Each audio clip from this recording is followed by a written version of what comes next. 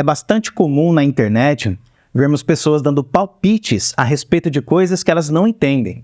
Nesse universo virtual, a ignorância é a rainha da opinião e o orgulho é o rei do ponto de vista. Na internet, a falta de conhecimento geralmente prevalece na formação da opinião de algumas pessoas. Antes de expor uma opinião, ou ainda antes de discordar de certa linha teológica, muitos não fazem o seu dever de casa. E como resultado disso, essas pessoas fazem afirmações que não têm sentido nenhum, cuja base é apenas a cabeça delas. É claro, pessoal, que todo mundo tem o direito de discordar de uma opinião ou de um ponto de vista teológico diferente. Esse não é o problema.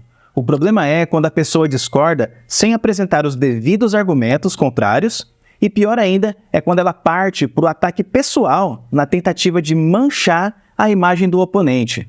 Quando isso acontece, a discussão sai do território das ideias e entra no território da moralidade. É por isso que algumas pessoas são realmente imorais durante um debate. Só para a gente ver um exemplo, olha só o que aconteceu recentemente comigo. Eu postei um corte de um vídeo no Instagram falando sobre a marca da besta. Nesse corte eu disse que a marca da besta está ligada com a adoração do imperador romano no contexto do primeiro século.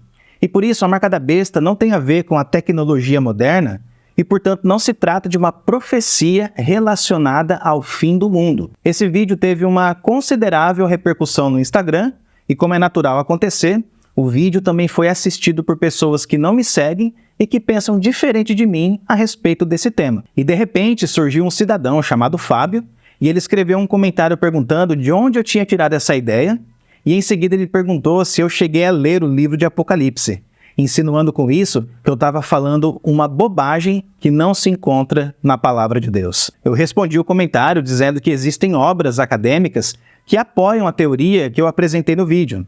Daí o sujeito perguntou onde que estão esses registros falando de coisas de 2000 anos atrás. O que eu fiz?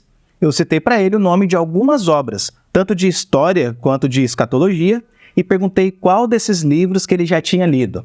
E como eu já tinha previsto, ele não respondeu a minha pergunta e começou a dizer que os livros que eu li não levaram em conta vários acontecimentos que deveriam ter ocorrido junto com o advento da besta. Ora, se ele tivesse lido pelo menos um dos livros que eu mencionei, com certeza ele teria falado isso e teria apontado o erro da obra. Mas além de não ter lido, pessoal, ele ainda disse que os livros estavam equivocados. Olha só que coisa interessante.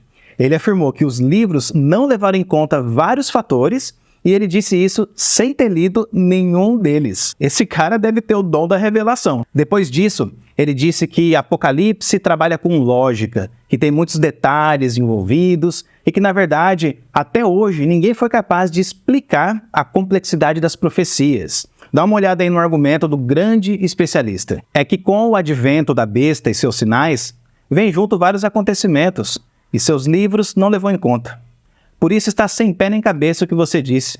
Apocalipse trabalha com lógica, tem vários detalhes que ligam um acontecimento ao outro, coisas que na verdade ninguém soube explicar direito. É isso. Depois desse comentário dele eu questionei, como que você sabe que os livros estão equivocados, sendo que você não leu nenhum deles?